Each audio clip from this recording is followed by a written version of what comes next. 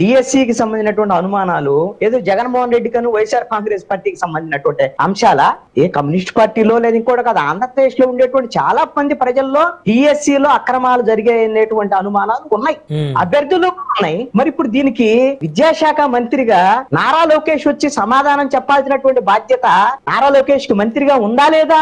ఒక ప్రశ్న వేశారు, మీరు దీనికి సమాధానం చెప్పండి, ఇలాంటి అనుమానాలు ఉన్నాయి అని చెప్పేసి అడిగారు. నువ్వు ప్రశ్నకు ప్రశ్న సమాధానమా, ప్రశ్నకు సవాలు అనేది సమాధానమా? ఈ సమాధానం ఏంటి?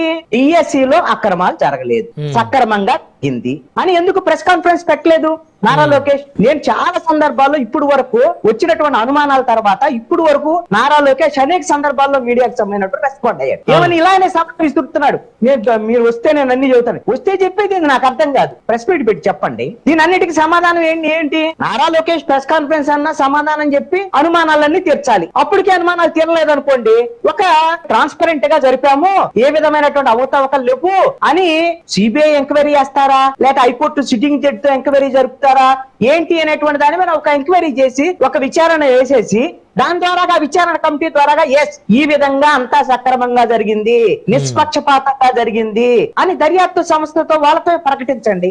అరే మీ వరకు అసలు నారా లోకేష్ ప్రెస్ కాన్ఫరెన్స్ పెట్టడానికి సిద్ధం కాలేదు అని అంటే ఈ అనుమానాలు బలపడతాయా బలపడవా? మీకు కూడా అనుమానం ఉందా సార్? ఏమన్నా? నేను 100% చెప్తున్నాను, ఖచ్చితంగా డిఎస్సిలో అక్రమాలు జరిగాయి అనేటువంటి అనుమానం నాకు కూడా ఉంది. అవునా? ఎందుకుంది అని అంటే నేను చెప్తాను. ఏదో వైఎస్ఆర్ కాంగ్రెస్ పార్టీ అన్నదనో లేకపోతే ఇంకోళ్ళు అన్నారు అనేటువంటిది కాదండి ఇక్కడ సమస్య. ఇప్పుడు అక్కడ డిఎస్సికి సంబంధించినటువంటి నియామకాల విషయంలోనే నియామకాలకు సంబంధించినటువంటి అసలు పరీక్ష నిర్వహణ బాధ్యతలే ఎవరైతే విద్యాశాఖకు సంబంధించినటువంటి దాన్ని తీసుకోవటమో, అదే విధంగా అవుట్ సోర్సింగ్ సంబంధించినటువంటి పరీక్షల నిర్వహణ బాధ్యతలు చూసేటువంటి వాళ్ళకి దీంట్లో ర్యాంకులు రావటము, దీనికి సంబంధించినటువంటి అంశాలు, అసలు స్పోర్ట్స్ కోటాలో ఉండేటువంటి వాళ్ళు అసలు పరీక్ష రాయాల్సినటువంటి అవసరం లేదనేటువంటి అంశాలు, ఇప్పుడు ఆ పరీక్షలు అయిపోయి నియామకాలన్నీ అయిపోయిన తర్వాత ఈ ప్రభుత్వమే ఒక జీవో ఇచ్చింది, నెక్స్ట్ జరిగే డిఎస్సి లో స్పోర్ట్స్ కోటాలో నియామకాలకి డిఎస్సి పరీక్ష రాయాల్సిందే అని ఇప్పుడు వీళ్ళు జీవో ఇచ్చారు. అంటే అన్ని అయిపోయిన తర్వాత కాబట్టి అనేకమైనటువంటి అనుమానాలు ఉన్నటువంటి మాట వాస్తవం.